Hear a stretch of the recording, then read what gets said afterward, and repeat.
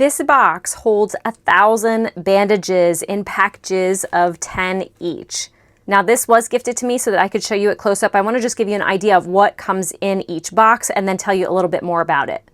So each little package has 10 in each one, and you get all of these. So it's 2 of each kind. So you have 5 different sizes, all the way from like the bigger size all the way down to the tiny little one. And these are really good depending on whatever you need. But what I love about them is that they are individually packaged. So if you create like foster care packages or book bags or things for the homeless, like packs for the homeless, this would be really great because it's already kind of all confined into a little bag to be able to slip in with what other gifts or whatever you might be putting together.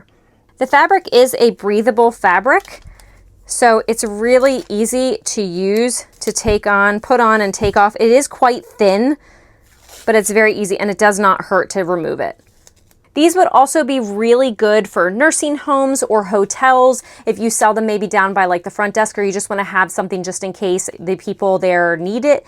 Also great for sports, so if you have kids or even just keeping in a diaper bag, I know these would come in very handy, especially with young kids because they are always getting cuts and bruises from falling down.